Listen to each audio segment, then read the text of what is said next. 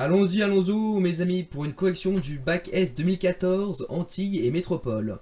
J'ai nommé le domaine continental et sa dynamique. L'histoire des Alpes. L'histoire. Ok, j'arrête.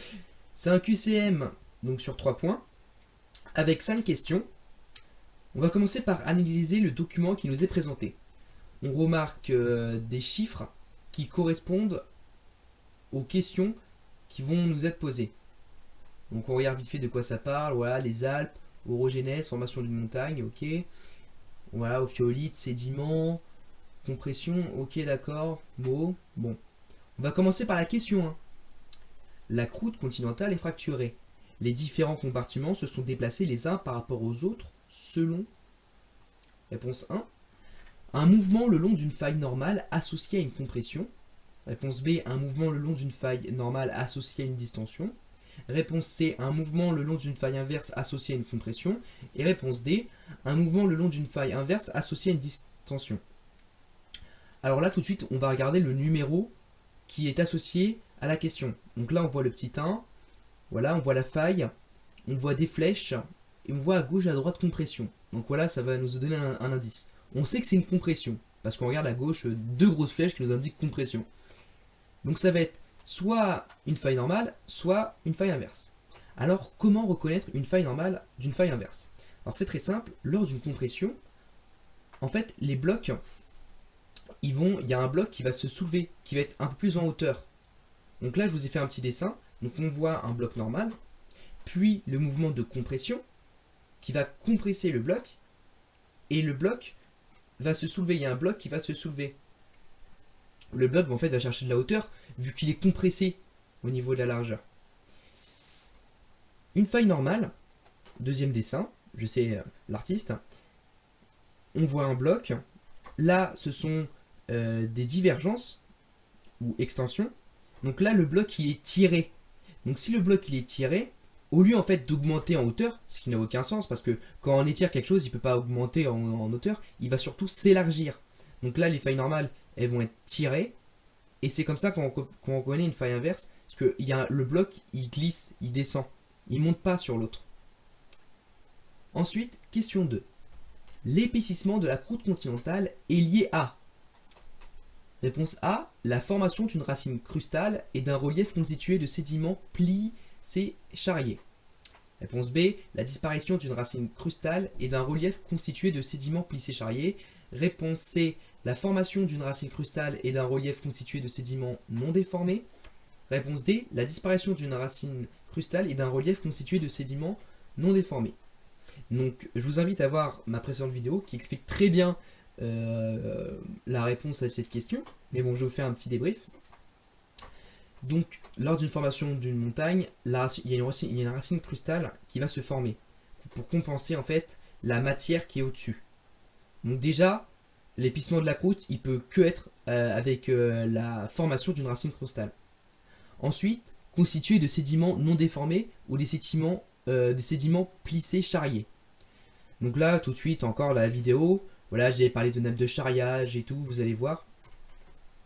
Et puis aussi, c'est indiqué sur le document, hein, juste au-dessus du 2, on peut voir clairement sédiments plissés et charriés.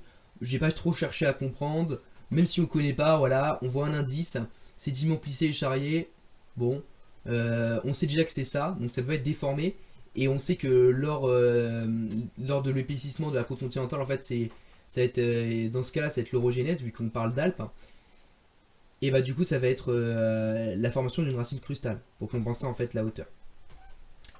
La question 3. Les ophiolites sont les traces d'une lithosphère océanique formée au préalable dans un contexte de convergence, les traces de lithosphère continentale formées au préalable dans un contexte de convergence, les traces d'une lithosphère océanique formée au préalable dans un contexte de divergence, les traces de lithosphère continentale formées au préalable dans un contexte de divergence. Donc c'est très simple, les ophiolites, en fait, on va retrouver des minéraux océaniques qui n'ont rien à faire sur une croûte continentale. Donc déjà, on sait que c'est lithosphère océanique. Voilà, bon, on enlève les deux continentales.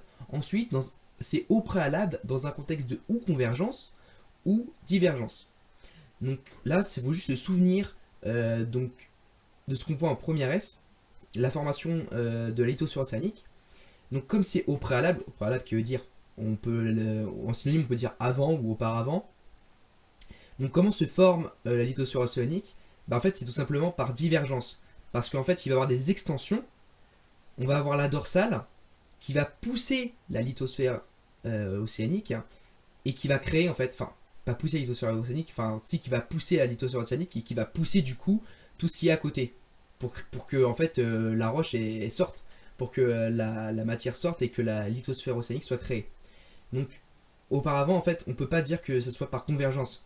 Ça n'aurait aucun sens que la dorsale en fait elle sorte de la lithosphère océanique en étant compressée. Non non, faut qu'elle soit en extension pour qu'elle crée en fait cette lithosphère océanique. Ensuite, question numéro 4. Les blocs basculés associés à des sédiments prouvent la présence, avant la formation de la chaîne de montagne, d'une ancienne marge passive associée à une divergence, d'une ancienne marge passive associée à une convergence, d'une ancienne marge active associée à une divergence, d'une ancienne marge active associée à une convergence. Donc là, hop, numéro 4. On regarde à quoi cela correspond. Ouais, on voit les blocs basculés recouverts de sédiments. Donc en fait, c'est simple, les blocs basculés, on voit ils font partie d'une marge passive. Pourquoi? Parce qu'en fait, ils subissent un peu l'extension de la dorsale. Donc, comme je l'ai dit auparavant, voilà, la dorsale c'est une extension. Donc là, on dit tout de suite divergence, et c'est une marge passive. Donc, en fait, on la reconnaît en fait très bien parce que il y a ces plis. Je vais montrer tout de suite un dessin. Voilà. Donc là, on voit bien les plis qui glissent, qui sont en forme qui sont glissés, et les sédiments qui se recouvrent. Et d'où là, on reconnaît que c'est une marge passive lors de la création de croûte océanique, de lithosphère océanique. Question 5. Les sédiments d'érosion présents sur la coupe montrent que la disparition des reliefs avait déjà débuté il y a moins 35 millions d'années, que la disparition des reliefs a débuté il y a moins 5,3 millions d'années, que la formation des reliefs a cessé dès moins 35 millions d'années, que la formation des reliefs a cessé dès moins 5,3 millions d'années. Donc là, on regarde tout de suite, hop, sédiments d'érosion, daté de moins 35 à moins 5,5 millions d'années. Donc voilà, l'érosion, en fait, elle commence dès le début de l'orogénèse, dès le début de la formation des montagnes. Donc, ça peut pas être ça peut pas être la formation des reliefs qui a cessé. C'est la disparition des reliefs qui avait déjà débuté. Puisqu'en fait, l'érosion, dès que l'orogénèse commence, elle le touche. Même si elle n'a pas fini, même si la montagne s'est pas formée entièrement, rien qu'au début, elle est déjà attaquée. Donc ça peut être que ça en fait, ça peut être que la disparition des reliefs avait déjà débuté il y a 35 millions d'années. Ça peut être la disparition des reliefs a débuté il y a 5 millions d'années. Donc voilà, ça, pas possible. Et que la formation des reliefs a cessé il y a moins 35. Non, c'est pas la montagne est faite, l'érosion peut commencer. Ok les mecs, on y va. Non, c'est à peine sorti, bam, l'érosion elle commence. Il n'y a même pas de oh j'ai vu la lumière alors je suis venu. Non, l'érosion elle commence direct dès qu'il y a l'orogénèse. Je vous remercie d'avoir regardé cette vidéo. J'espère qu'elle vous aura aidé. Et n'hésitez pas à regarder la vidéo précédente, elle pourra aussi vous aider pour le bac et pour la question numéro 2.